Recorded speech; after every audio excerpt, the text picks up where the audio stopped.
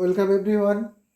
Verbal reasoning এর আজকে আমরা একটা নতুন নাম্বার সিরিজে একটা নতুন প্রশ্ন শিখব কি করে সলভ করতে হয়। নাম্বার সিরিজের নাম্বারগুলো দেখো রয়েছে 3, 20, 63, 144, 275। এরপরে প্রশ্নবোধক চিহ্ন রয়েছে। এখানে কোন নাম্বারটা বসবে সে মিসিং নাম্বারটা আমাদের খুঁজে বের করতে হবে।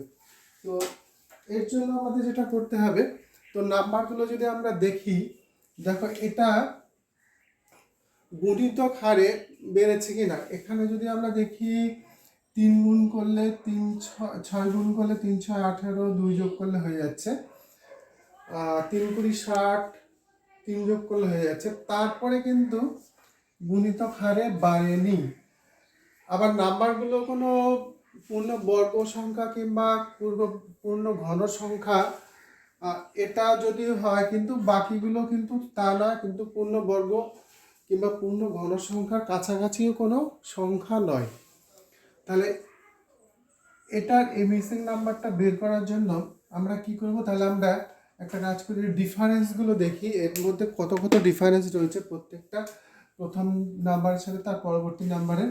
তাহলে এটা আমরা আবার লিখব 320, 63, 120, 144, 275 প্রশ্নবোধক চিহ্ন।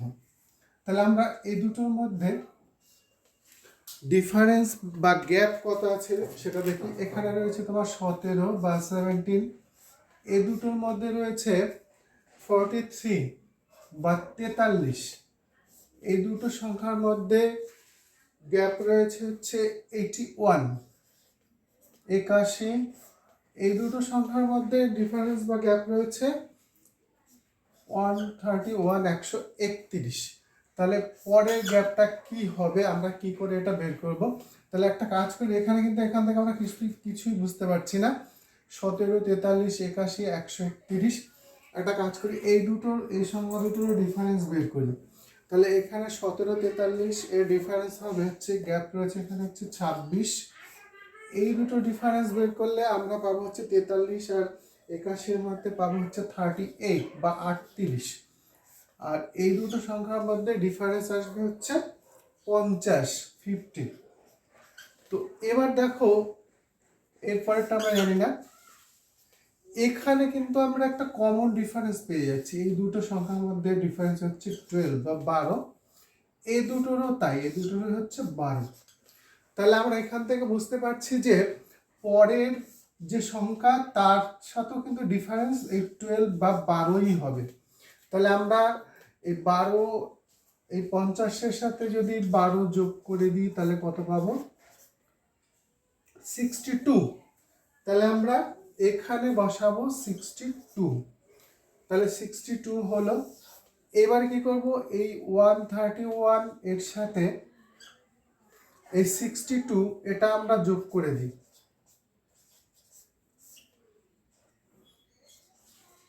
193। তাহলে এখানে থাকবে হচ্ছে 193, 193।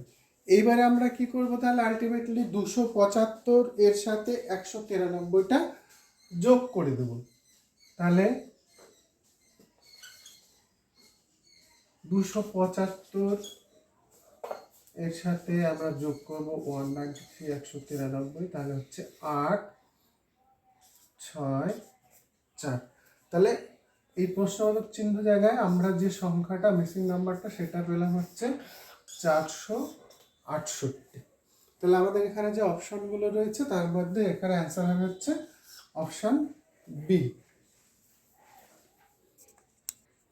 নাম্বার সিরিজের আমরা আর একটা প্রশ্ন সলভ করব। এখানে দেখো এই নাম্বারগুলো 1, 4, 27, 16, তারপরে প্রশ্নবোধক চিহ্ন রয়েছে মিক্সিং নাম্বার, এটা আমাদের খুঁজে বের করতে হবে। তারপরে রয়েছে 36, হচ্ছে 343। এবার এই সংখ্যাগুলো দেখলে আমরা দেখতে পাই, দেখো এটা বর্গ সংখ্যা, এটা কিউব, এটা বর্গ সংখ্যা, এটা বর্গ সংখ্যা, এটা কিউব সংখ্যা। তাহলে এটা সলভ করার জন্য আমরা তাহলে দেখবো এটা কি রয়েছে, এটা 1 স্কোয়ার 1 হয়, 1 কিউবও 1 হয়। তাহলে এটা রয়েছে স্কোয়ার বর্গ সংখ্যা। তাহলে আমরা একটা কাজ করি, 1 কিউব যদি করি তাহলে 1 হচ্ছে টু স্কোয়ার হচ্ছে 4, 3 কিউব হচ্ছে 27। তাহলে আমরা এখানে 1 2 3 লিখছি, একটা কিউব একটা স্কোয়ার একটা কিউব একটা স্কোয়ার, এভাবে করলে আমরা মিসিং নাম্বারটা পেয়ে যাবো। তাহলে এখানে এটা কিউব রয়েছে, এটা স্কোয়ার হবে হচ্ছে 16। তাহলে এখানে প্রশ্নবোধক চিহ্ন জায়গায় যেখানে, তাহলে এখানে 5 এর কিউব হয় হচ্ছে 125, 5 এর কিউব হলে। এরপর হচ্ছে 6 স্কোয়ার হবে 36 এখানে রয়েছে। এরপরে হচ্ছে এটা কিউব এটা স্কোয়ার, তারপরে হচ্ছে কিউব, 7 কিউব হচ্ছে 343। তাহলে আমাদের এই মিসিং নাম্বার যেটা প্রশ্নবোধক চিহ্ন এখানে হবে হচ্ছে 125। তাহলে এখানে যে অপশানগুলো রয়েছে এর মধ্যে অপশান ডি অ্যান্সার হবে।